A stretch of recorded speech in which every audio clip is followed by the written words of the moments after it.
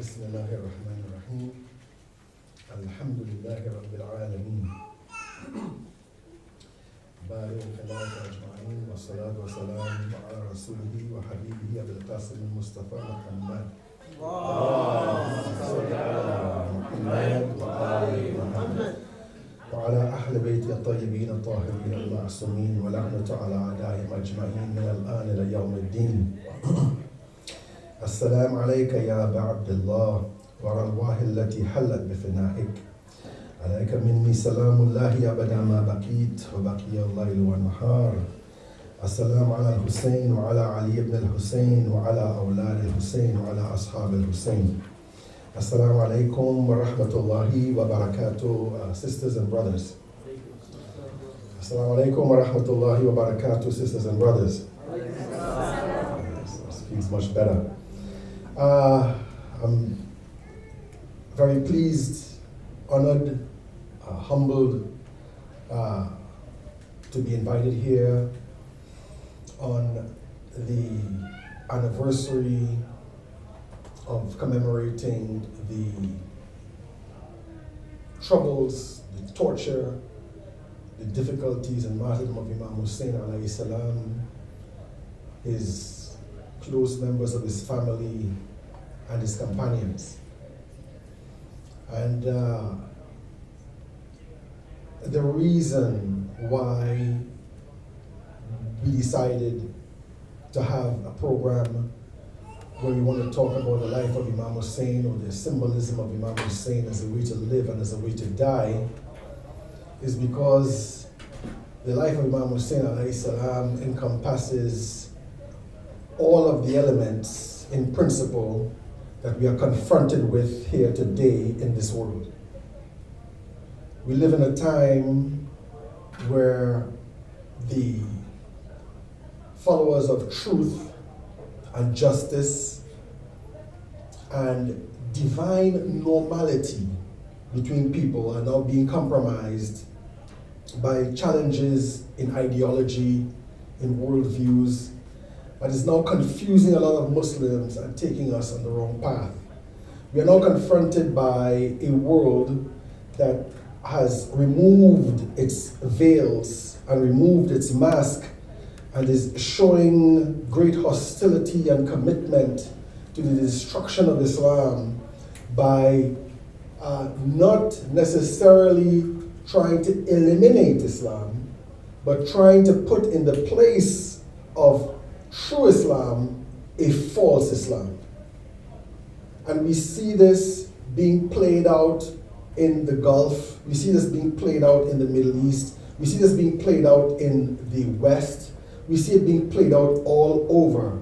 And the more a group of people or the more an individual allies themselves with the truth, or even if they do not ally themselves with the truth, but they follow a path that is true, like for example Shiaism. There's a lot of people who are Shias but don't necessarily practice Shiaism. But that doesn't make a big difference. What is going on is that they want to eliminate Shiaism particularly. And so we find that Shiaism in particular is being under threat. And this represents the same type of situation that we find in the time of Imam Hussain alayhi salam. We find that in the time of Imam Hussain alayhi salam, in a rapid sense, the Muslim world in general has now been changed into a path of error, into a path where they support the oppressor, where they support religion as nothing but a culmination of rituals and the statement of an identity. But what about our personality? What about our souls? It does not answer that, and we do not answer this. So you have situations, for example, where somebody says, yes, I'm a Shia, or I'm a Muslim, and I pray and I fast and I go to Hajj and so forth and so on. But when it comes to how you think about your life, when it comes to how you think about politics, when it comes to how you think about the world, when it comes to how you think about, for example, all kinds of atrocities or wrongdoing in the world, you don't have your own idea.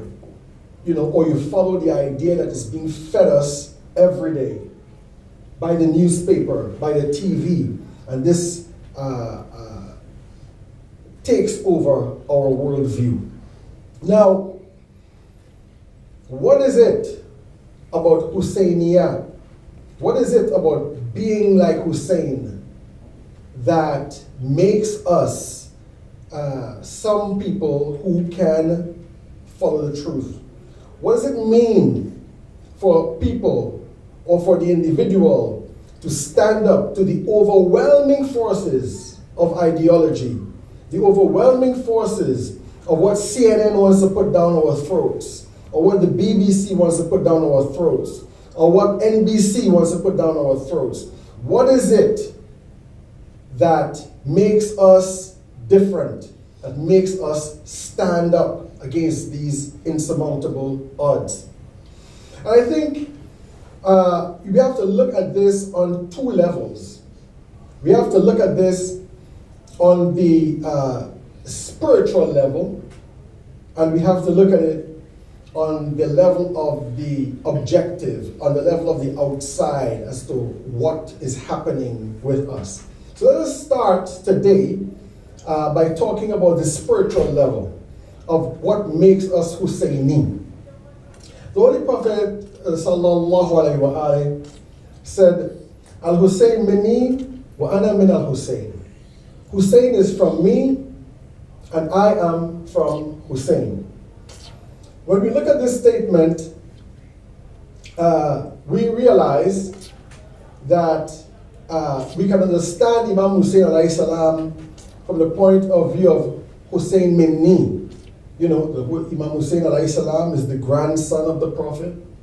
He is the offspring of the Prophet, so he's from the Holy Prophet sallallahu alayhi wa alayhi. But what do we mean? What does he mean when he says, but Ana min al-Hussein? I think that Ana min al-Hussein gives a tawdi, gives an explanation of the first part. Now the first part only secondarily relates to the idea of a biological offspring of the Holy Prophet sallallahu alayhi wa alayhi. Ana min al-Hussein means that without Imam Hussein alayhi salam, Islam would not have survived. Without Imam Hussein alayhi salam, Islam would not have survived. And so the Holy Prophet being from Imam Hussein alayhi salam means that the Hussaini revolution, the Hussaini uprising, is something that revived the very legacy of the Holy Prophet sallallahu alayhi wa alayhi himself. This is a spiritual understanding of what Ana min al-Hussein comes to mean.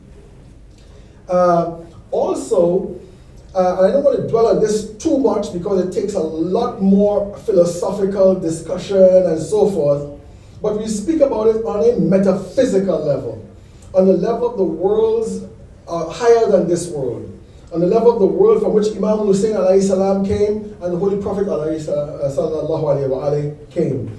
In the sense that there are hadith that talk about the existence of the Holy Prophet and the Imams and the Ahlul Bayt alayhi salam as lights that are going around the throne of Allah subhanahu wa ta'ala before all things were created. And it was from this universal light that the physical appearance of the Holy Prophet sallallahu alaihi wasallam comes into manifestation in this world. Now, when we go back to this first idea that Ana min al-Hussein means Imam Hussein alayhi salam is the one that revivifies Islam, is the one that recreates Islam, is the one that saves Islam. It goes back to us as well. Because what Imam Hussein alayhi salam is showing us is this, that as a manifestation of the religious teachings of Islam, that Islam can only exist if there are people who adhere to it, if there are people who follow it. If there's a world, for example, where there were no Muslims at all, okay, and I mean in an absolute sense, back to the time of Hazrat Ibrahim and so on. If there's a world where there's no Muslim, then there is no Islam. That Islam continues to exist as a spiritual potential, a reality above this one, but that has not been revealed in this world.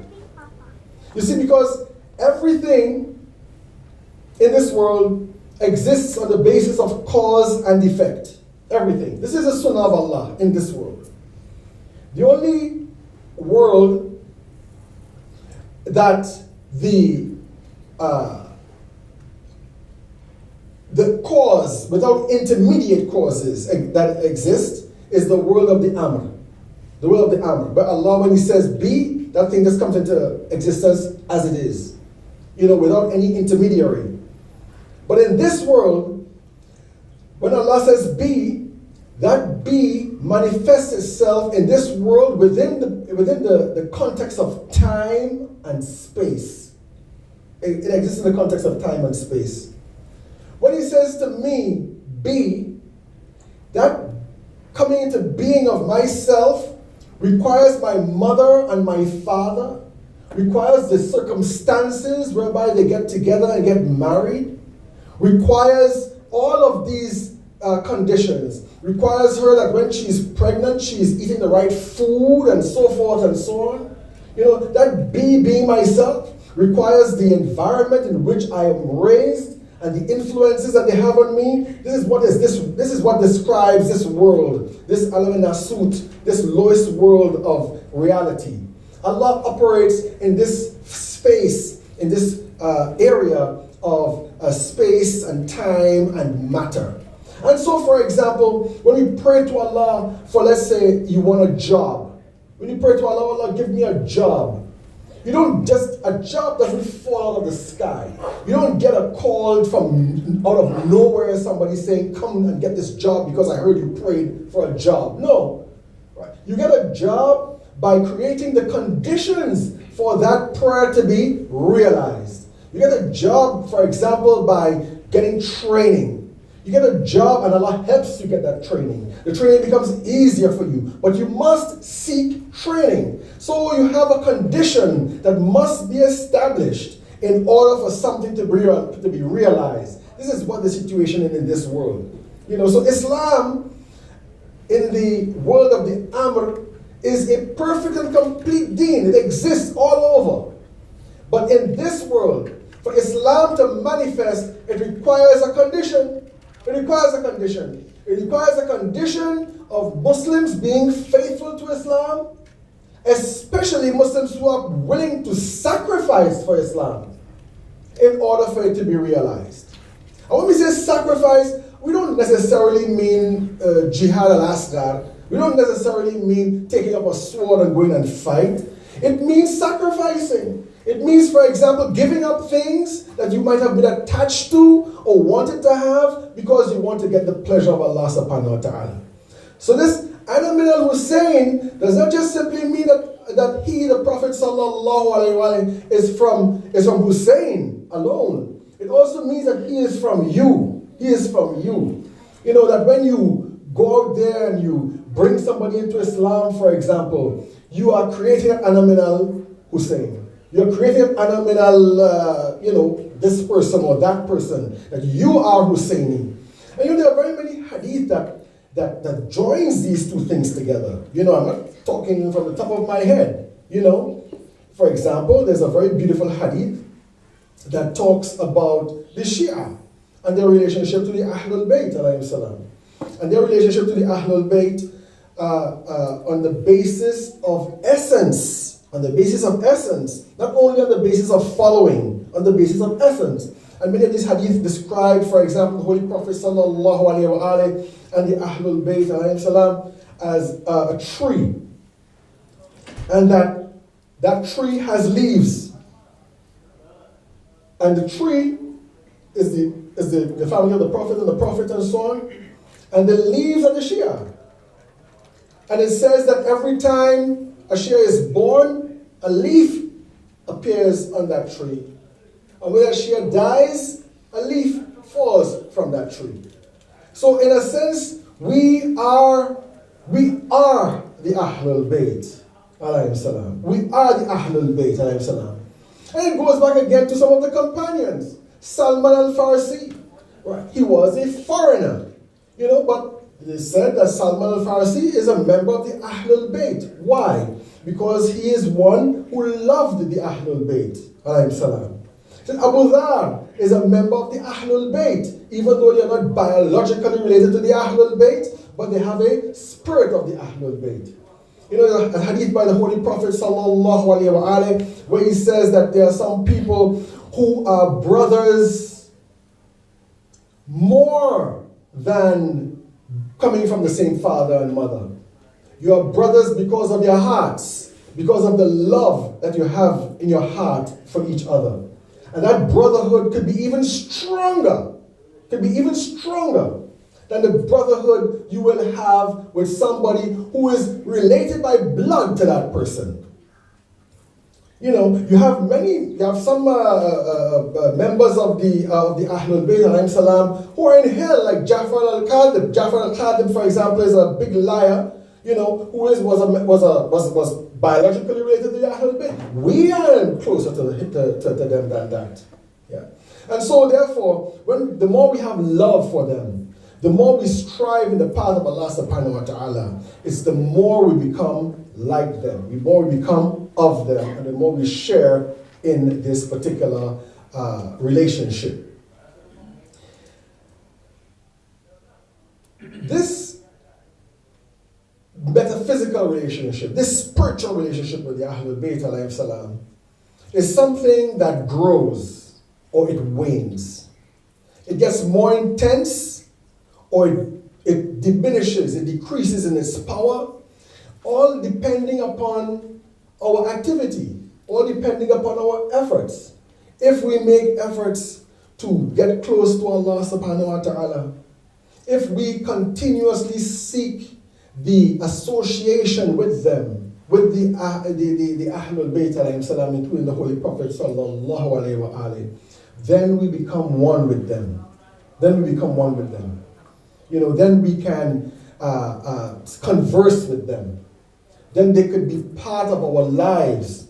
Then they could educate us in ways that we would find very, very amazing. I knew one friend, young man, about 35 years old. He died, unfortunately, in a car accident. A convert to Shia Islam, Sheikh Uthman from Mali. Never changed his name. This is one of the things about converts. Names are very important. I know some good converts whose name are Shias, whose name is Aisha, for example, and so on. Didn't change their name. But this brother was so close to love for the Ahlul Bayt alayhi salam. And whenever he was going to go to do ziyarat, he wanted to go to do ziyarat to Imam Hussein in Karbalaa, for example. He would never just pick up himself and go.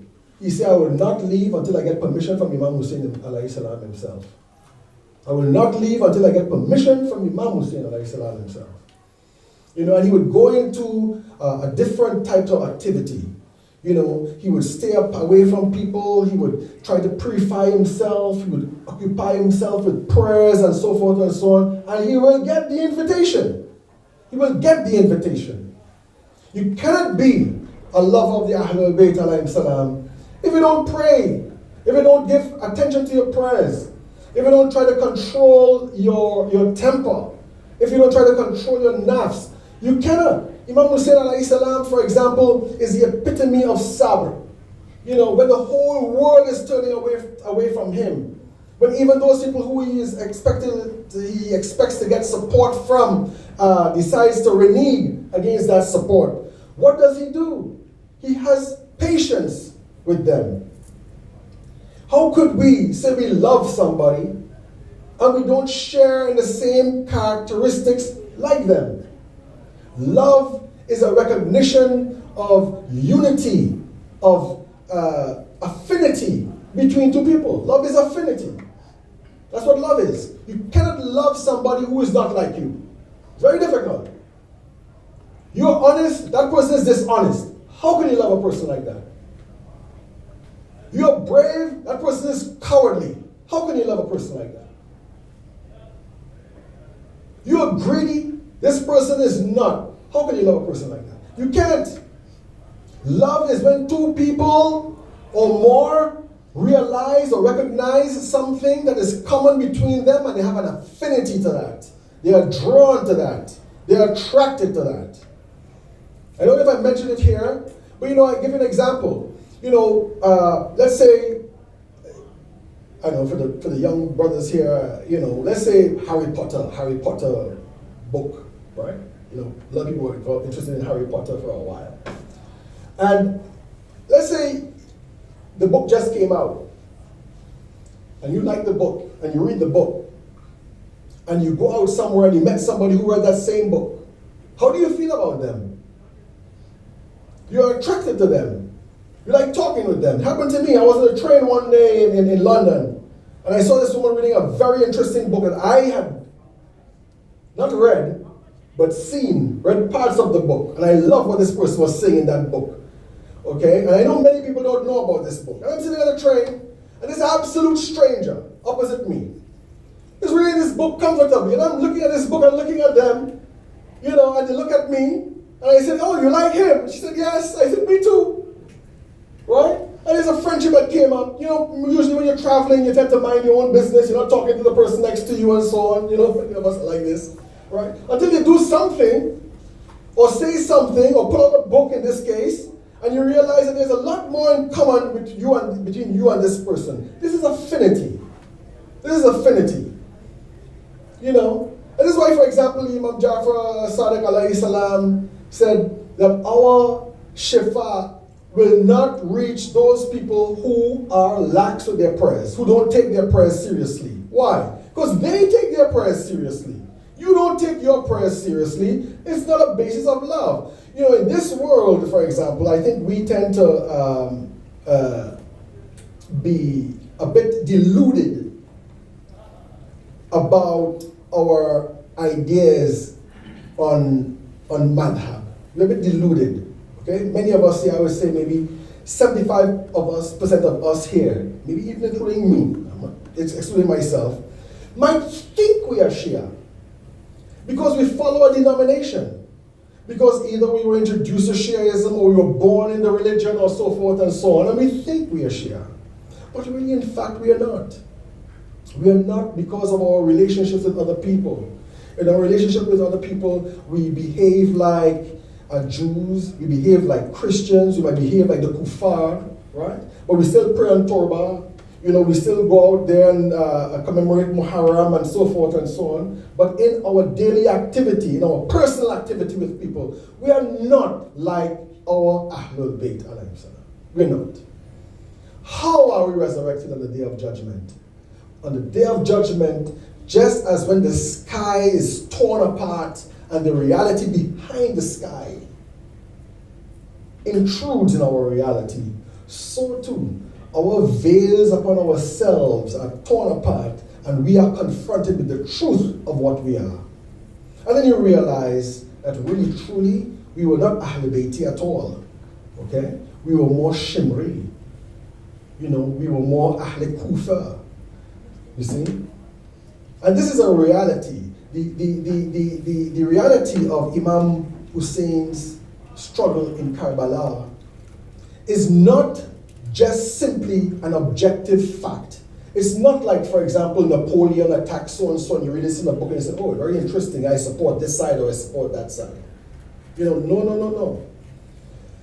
Karbalaa, and what happened in Karbalaa is what we call meta-history. Meta-history. There's history and there's meta-history. Meta means beyond. Meta means something that meta-history is history that is always occurring. With different actors of different names on the stage. But the actors are always the same. And so that battle in Karbalaa represents not only the battle outwardly, dealing with oppressive forces that confront us, but also the battle inwardly. We are also inwardly Ahl Kufa, inwardly Shimr, inwardly Ibn Ziyad, inwardly Abbas, Inwardly, Zainab, inwardly, Hussein. All of these things, all of these forces are within us. And our struggle, our Jihad al-Akbar, is to make that Husseini, Muhammadi force, tendency in our souls more powerful than all of the others. This is what the struggle is. And I remember reading a statement by Ayatollah Behjat. If you don't know who Ayatollah Behjat is, Ayatollah Behjat was one of the most prominent Maraji Taqlid in our time. And he was also known for his irfan. He was also known for his deep spiritual, mystical abilities. And he said exactly that. He said, don't think that Shimr is just a person outside there, okay? A person in history who opposed Imam Hussein. Shimr is in all of us. Shimr is in all of us. And we have to be able to identify him, to declare war on him, and to destroy that Shimr inside ourselves. I think what might be even more, because Shimr seems to be so much more extreme, it might be a bit difficult for us to accept this. The possibility of you and me standing up for wrong, ready to put our swords out and destroy right. You know, it might be a bit difficult for us to accept for ourselves. And it can happen. If you look at the rise of Nazism in Germany, for example, this is exactly what the case was. People were quite surprised that ordinary people, you know, could support a cruel regime like this. People were quite surprised, for example, that in, let's say, apartheid South Africa, for example, ordinary white people could end up supporting something like this. Okay? When you're in a situation, when you're in that environment, when an environment is so powerful, it is quite possible for you to crumble. You see? But let's give a more almost realistic example, a more accessible example. Look at the people of Ahl Kufa. You know, how are they described? Their hearts are with you, Hussein. Their hearts are with you, but their swords are against you. Why are their swords against them? Because if they decided to fight for you, and I'm just giving told, you know, it's not what is said here, right? But if they decide to fight for Imam Hussein, they will lose everything. You know, they will lose everything. Imagine somebody comes up to you and says to you, look, you better support me, because if you don't, all right, your wife and your children might get killed. If you don't, you know, I will make sure that your family lives in perpetual poverty, for example. All right? You might hate that person. You might hate that system. But you might say, oh, well, I don't think I can survive without a job. I don't think, you know, my family would not be in a good situation. I can't afford that. So, yeah, I have to go along with it. This is Ahl Kufa. This is Ahl Kufa. And all of us are Ahl Kufa. Every single one of us.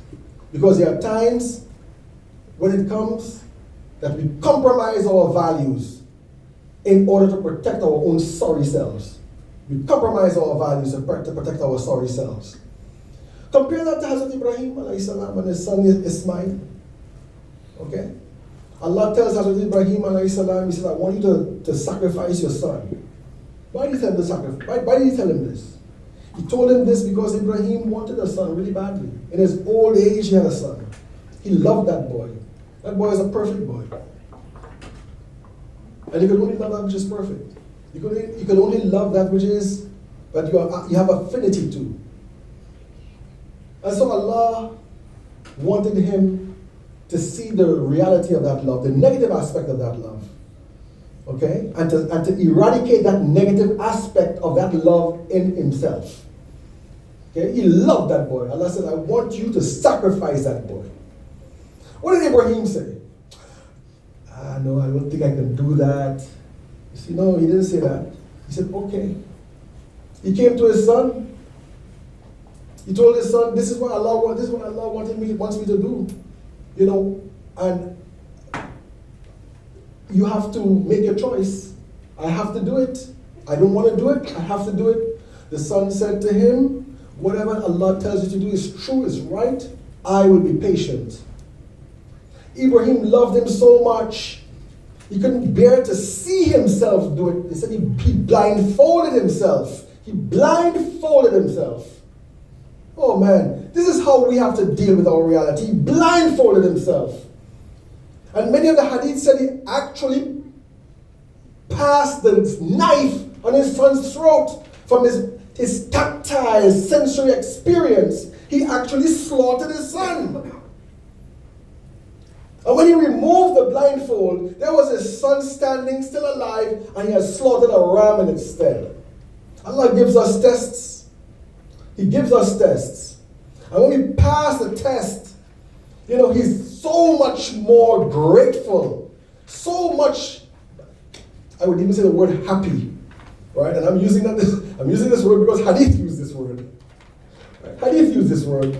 The Hadith that says Allah is happier when somebody turns to Him, when somebody gives, does tawbah. He's happier than a thirsty person that is finding water. A sterile woman who becomes pregnant. Say Allah is happy. It doesn't mean Allah changed state. No, it's just a meaning of the realization of a particular name of God. That name becomes manifest in this world as forgiver. That's why Allah is happy. Yes, Allah is known as a tawwab, the one who's always turning. So here we have a situation where Imam Hussein alayhi salam is doing all of this for Allah subhanahu wa ta'ala. Imam Hussein is sacrificing everything. Everything. And he knows that the more he sacrifices, the more his love grows, brothers and sisters. The more his love for Allah grows.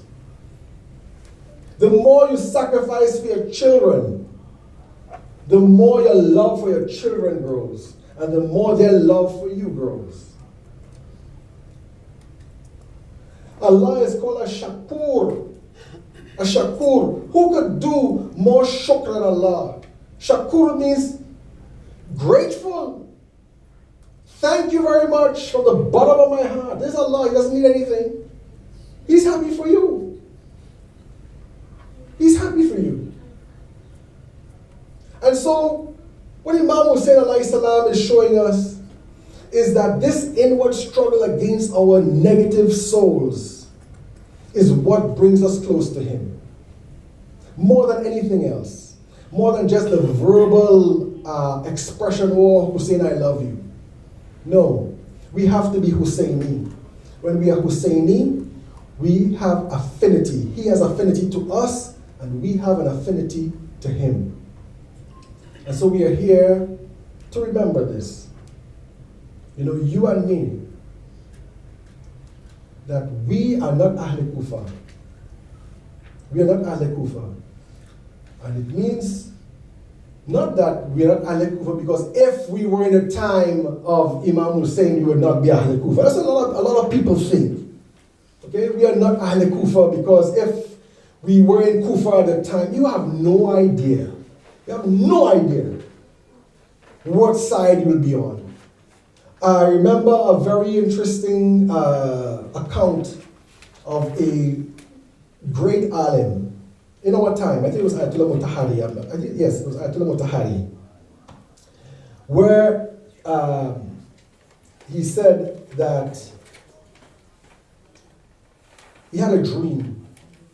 He had a dream that he was one of those people who was standing, one of those companions who were standing in front of Imam Hussein and warding off the arrows from Imam Hussein alayhi salam while the Imam was praying. And he said, I saw an arrow coming directly towards me. And out of my natural inclination, I moved to dodge the arrow. And when I looked back, the arrow hit Imam Hussein alayhi salam. Okay? When I moved to dodge the arrow hit Imam Hussein alayhi salam. Imagine those companions. Okay?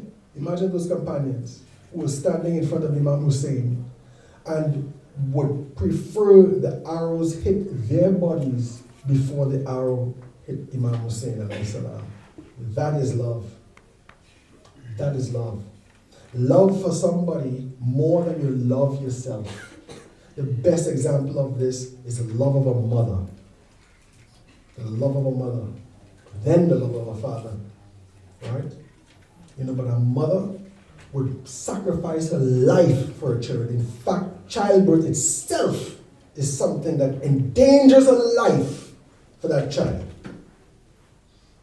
That is love. So when we say we are not Ahle Kufa, we have no idea what we're talking about. And the only way we can make this a realization is when we stand up for our principles regardless of the opposition against us. And the only time that we're supposed to practice taqiyya is to bring Muslims together, or if you are in a situation where your existence, if it comes to an end, threatens Islam. If your existence, for example, you're the only person who is a Shia in Greenland, and somebody wants to destroy Shias, all the Shias in Greenland, you make taqiyya. Why? Because the deen is more important than you.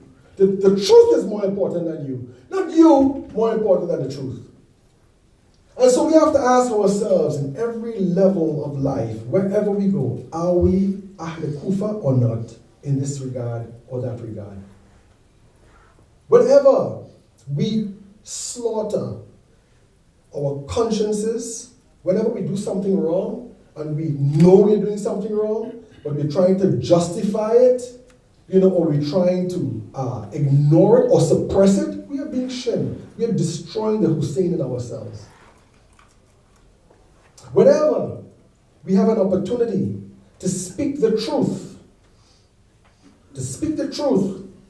regardless of the consequences, and we do not speak the truth, we are slaughtering the Zainab in ourselves.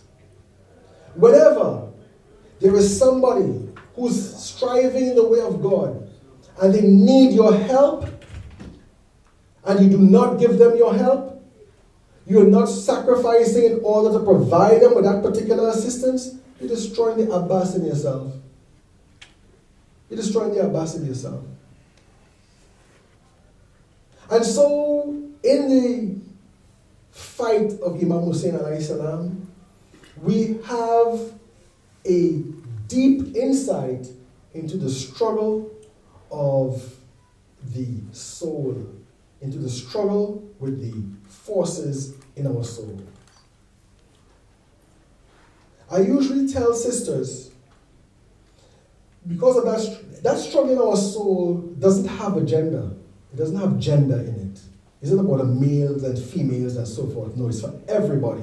Hazrat Zainab, salamu alayha, is an example for men and women. Hazrat Abbas, alayhi salam, is the same thing. And I tell people today in this time, the struggle of Hazrat Abbas, especially for sisters in the West, the struggle of Hazrat Abbas, alayhi salam, is much more relevant for sisters than they are for brothers. Why? He is known as the one who carries the alam, the symbol of Islam. Okay? The outward symbol of Islam. And the flag bearer is somebody who gives the army encouragement. All armies have a flag bearer. There's some symbol that the army has, the military, and when the flag is in the air, all of the soldiers are given high morals, the morale, they are encouraged. They fight because the flag is still flying and they know we are being At least we're not losing, we're being victorious. When the flag falls, it is a very ominous symbol.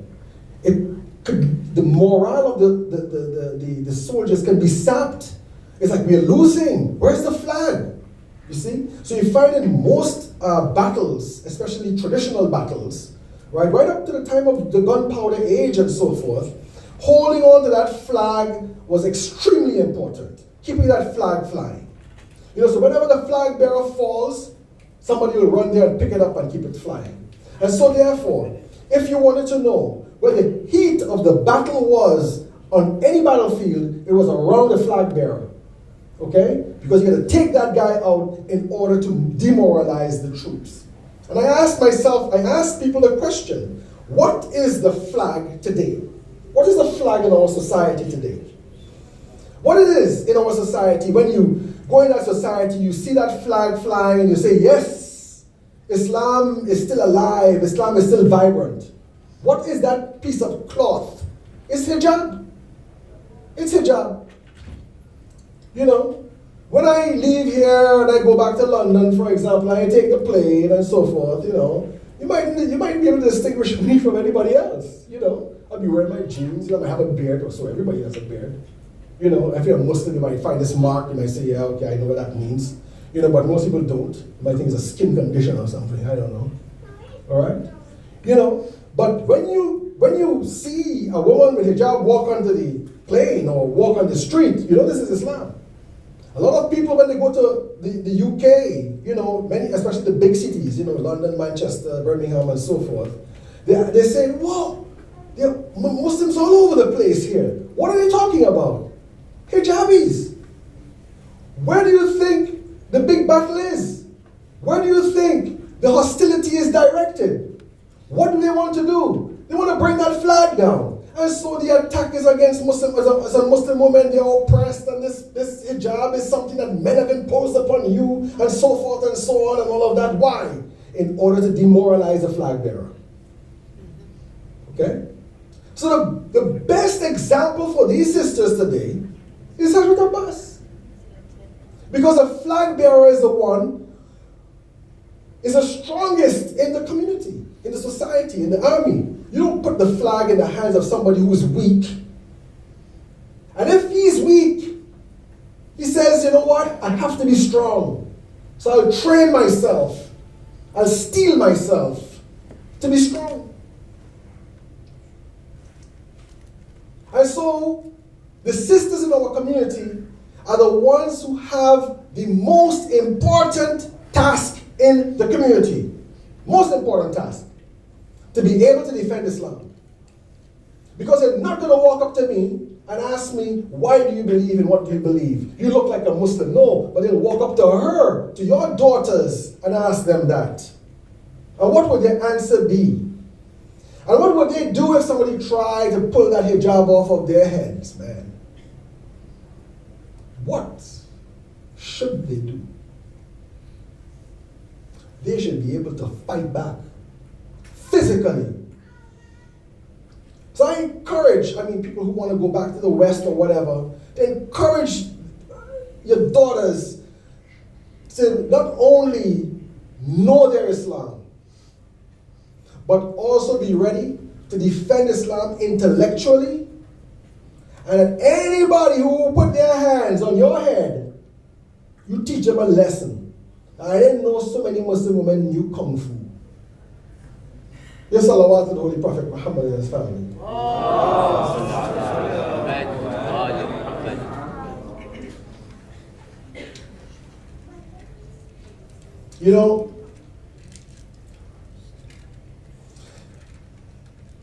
I remember in my experience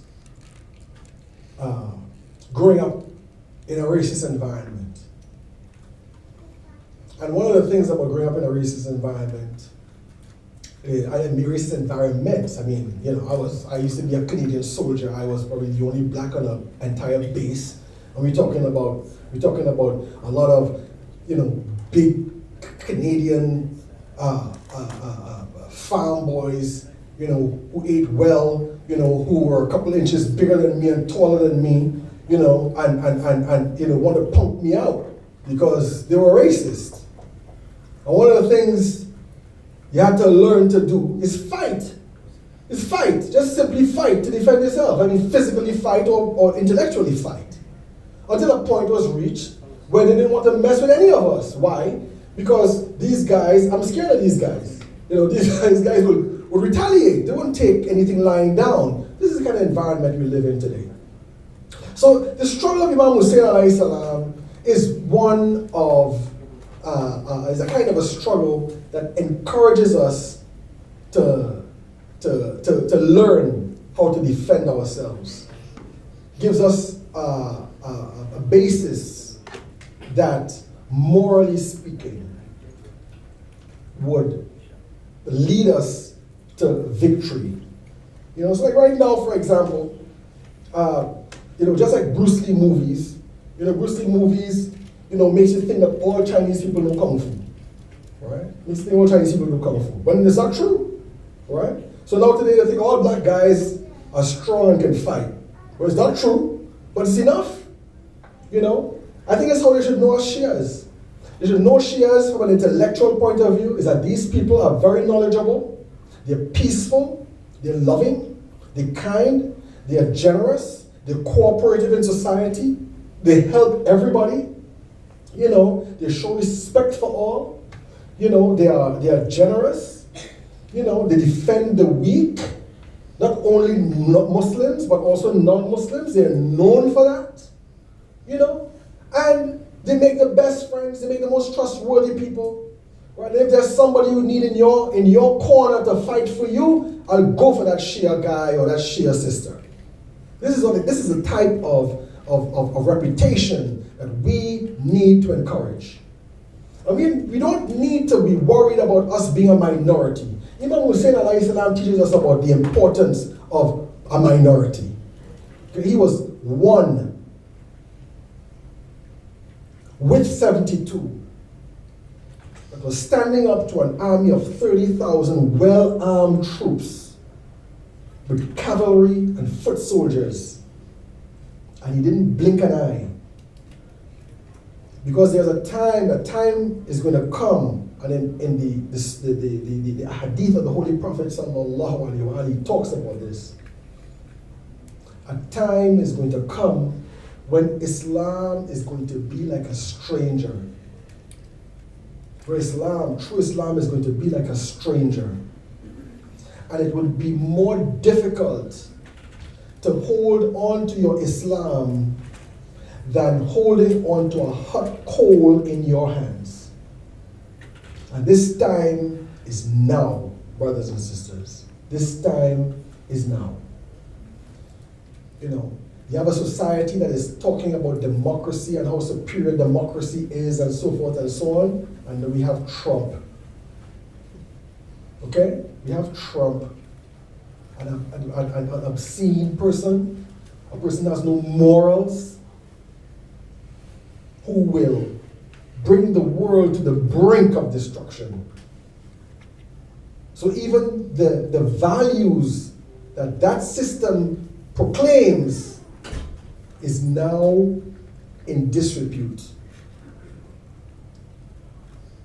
That time is now, where everything is going to be breaking down, and things will start breaking down more and more rapidly.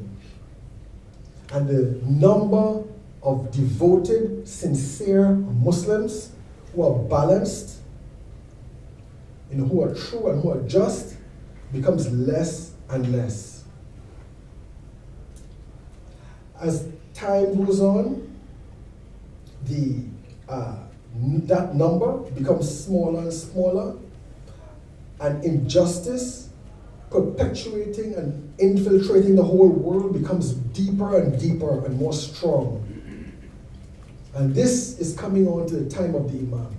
You know what you say about these 313 people who will follow him? You know what it means? It means that's all there is. All of the sincere Muslims in the world is going to be reduced to only 313 people. And him and these 313 people are going to change the entire world. So don't think of yourselves as being a minority. A minority can change the world. You don't have to be the majority. In fact, the majority of people, the Quran talks about it a lot. The majority of people are going to go to hell.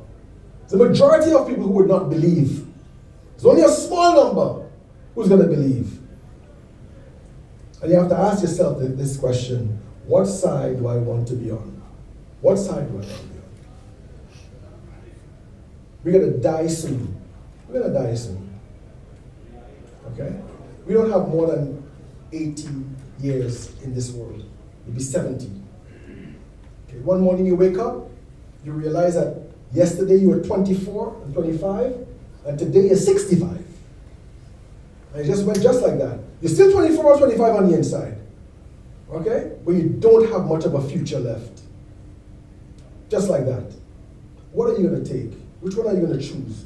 Are you going to choose the life that comes after death?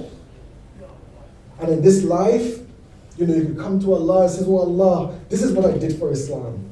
This is why I stood up for Islam. This is how I was Hussaini. This is how I made the Prophet come from me.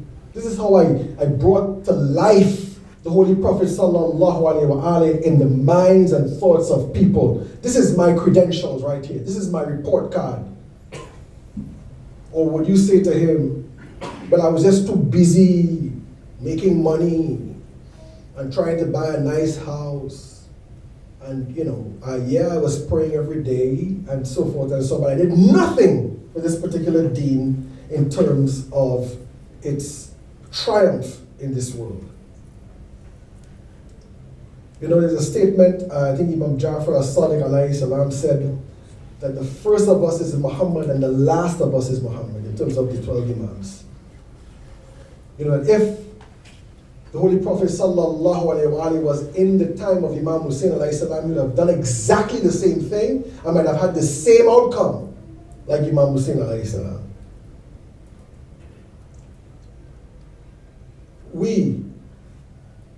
The first of us is Hussein, and the last of us is Hussein.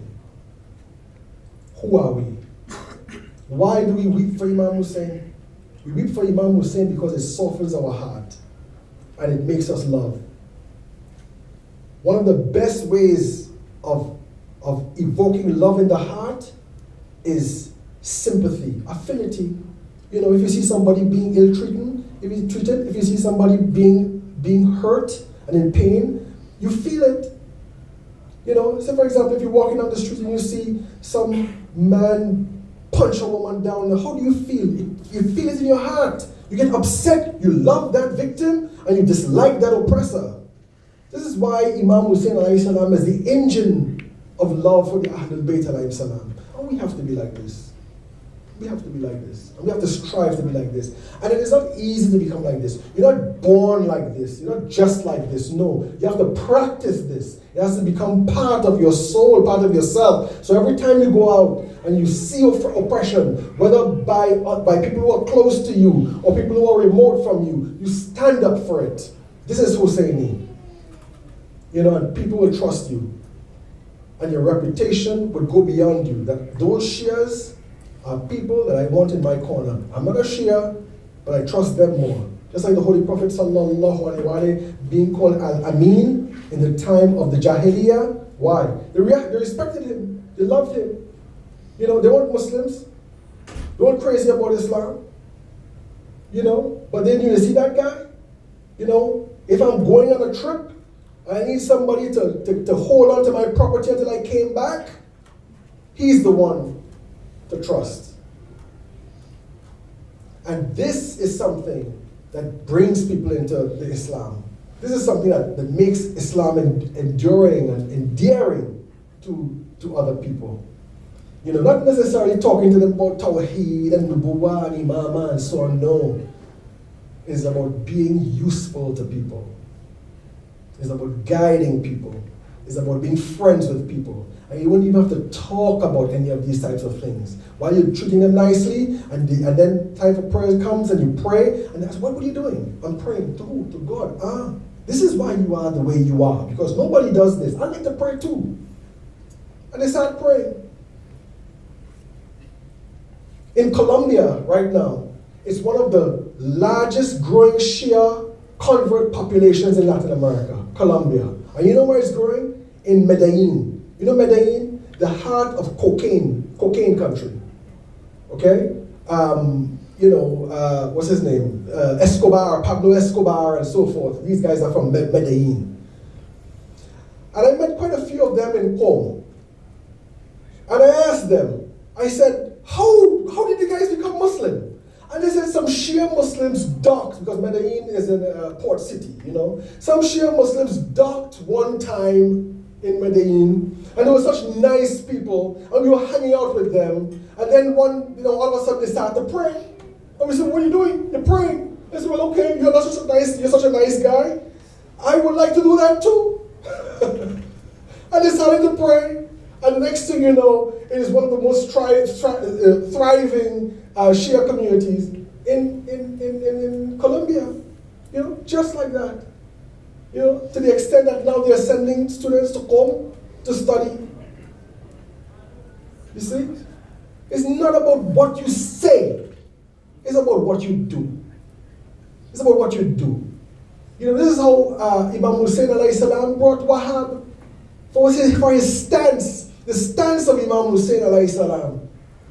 This man being prepared to die for truth is what impressed Wahhab. I don't get the impression that Imam Hussein alayhi salam was talking to Wahhab about Jesus not being God, and the Trinity is not true, and the Bible is corrupted and so forth. He didn't have time for this. Look at those people and look at me. Where do they stand? Where do I stand? But Wahhab goes back to his wife, and what does he tell his wife? Look, I think you better divorce me. Wahhab. He says, I think you better divorce me, because this man is going to get killed. This man is going to get killed. But he's standing up for something true, and I am with him. And this is how Wahhab became a follower of Imam Hussein alayhi salam. Now, usually in the beginning of my talks, I talk about one situation with the companions and so forth of Imam Hussein. And I think this time, it's a very good time to talk about Hur.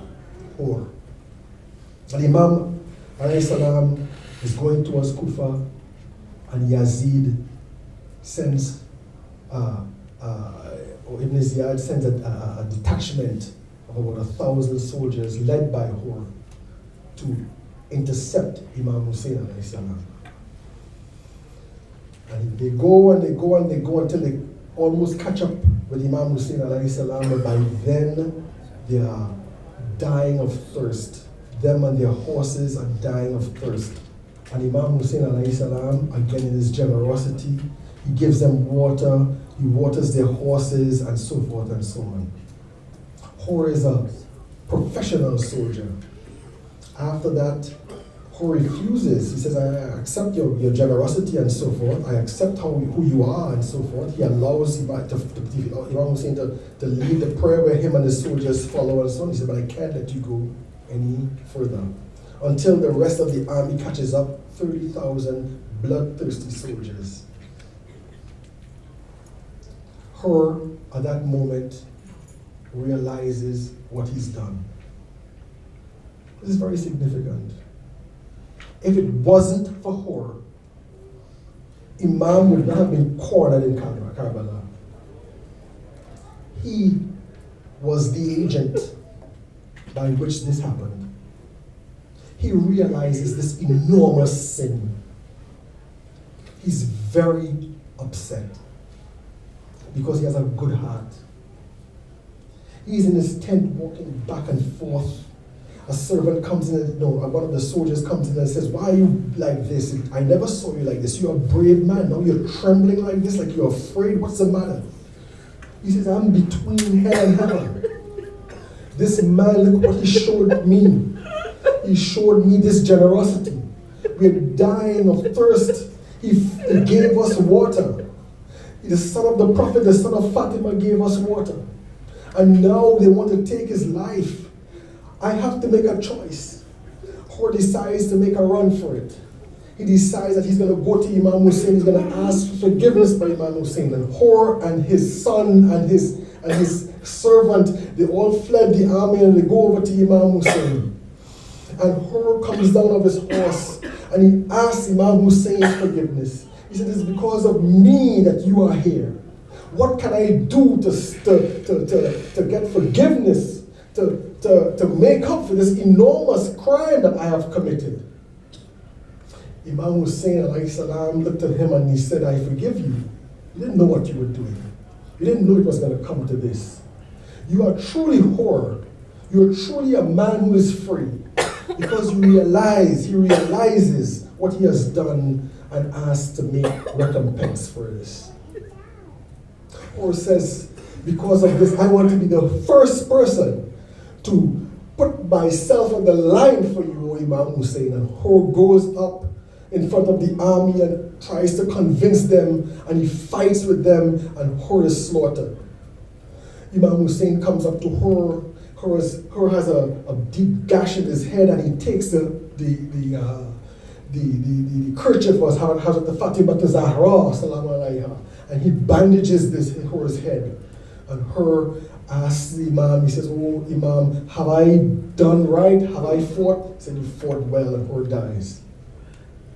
Centuries later, I think under the rulership of Nadir Shah, he goes to Iraq and he digs the grave of Hur because he wants that kerchief, that piece of cloth from Hazrat Fatima Zahra, and they find the body of Hur just like it was freshly buried. He tries to take off that kerchief off of his head, and the blood just starts to flow like if the body is still alive. He has to put it back. This is Hur.